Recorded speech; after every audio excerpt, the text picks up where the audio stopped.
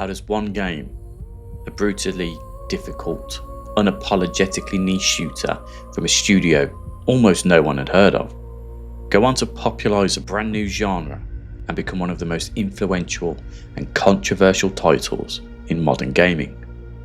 This is the story of Escape from Tarkov, a game whose high-stakes design rewrote the shooter rulebook. It's a story of innovation, imitation, and a series of spectacular, self-inflicted wounds that nearly burned it all to the ground. In the world of online shooters, few games cast a shadow as long or as dark as Escape from Tarkov. Developed by Battlestate Games, it clawed its way out from the fringes with a punishing, unforgiving formula that spat in the face of mainstream trends. And yet, it didn't just find an audience, it created one. Tarkov carved out a whole new space in the market, inspiring an entire wave of imitators and shaping the extraction shooter genre. But for every story of its brilliant, tension-soaked design, there's another about community outrage, baffling developer decisions, and accusations of greed. We're going to break down how Tarkov became a genre-defining hit, how its influence has been both a blessing and a curse for the industry, and how its own creators became their biggest antagonists. So what did Escape from Tarkov do to the gaming industry? To understand Tarkov's impact, you have to look at the shooter landscape it entered. So a question for you, the Tarkov player. What does this game mean to you? Has it changed for the better? And what do you see with a full release, especially when listing on Steam? So I hope you guys enjoy the video. This has been XB. Take it easy. Catch you in the next one.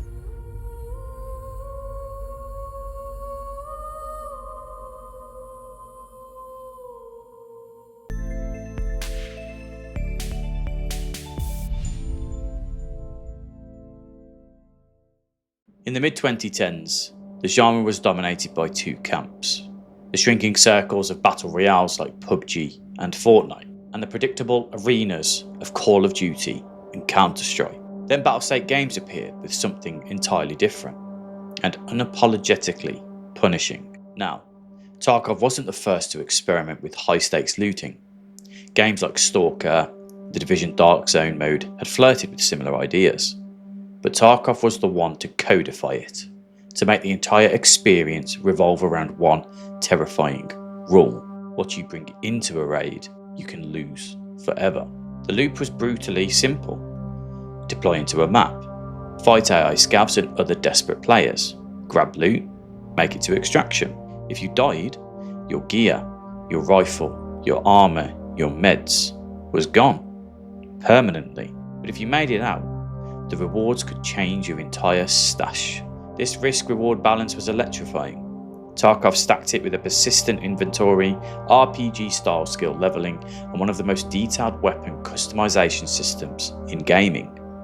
It was a PvP and PvE survival rolled into one tense, paranoia-filled sandbox. Tarkov's growth wasn't overnight.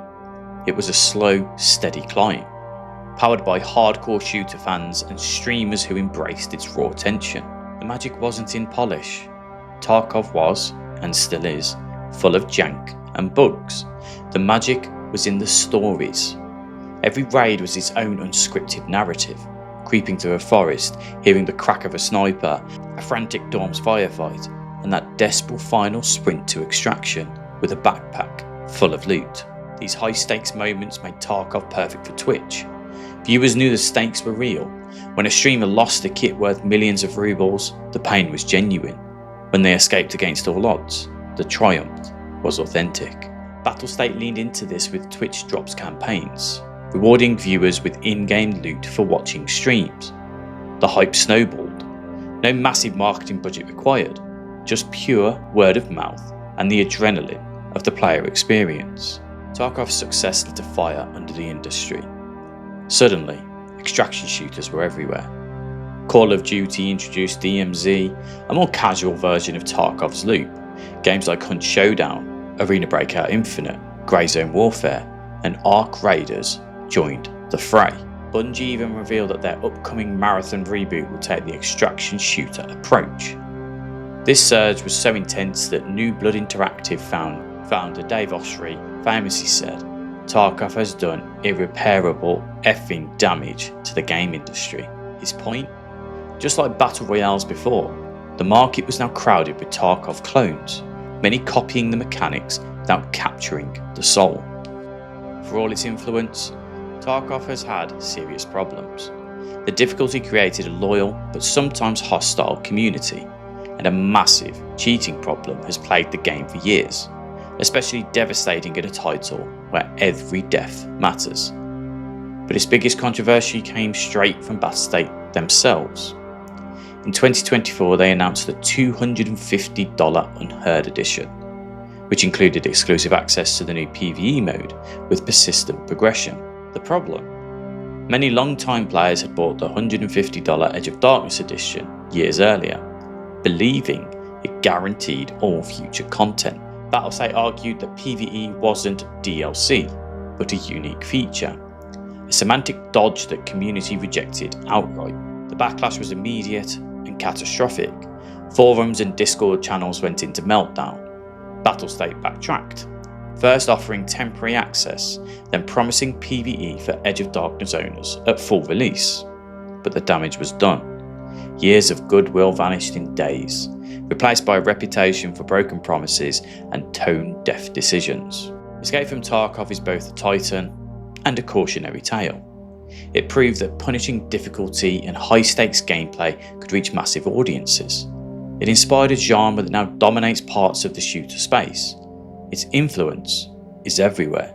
But it also showed how quickly a trend can become oversaturated, and how easily a developer can burn bridges with its most loyal fans. Tarkov forced the industry to take notice. It gave us a new definition of in-game tension, but it also left a trail of controversy and copycats. Was it a necessary shock to the system, or a Pandora's box we'll be dealing with for years? Maybe the only thing we know for sure is this: gaming was never quite the same after Tarkov arrived. If you enjoyed this deep dive, hit like, subscribe, and drop a comment.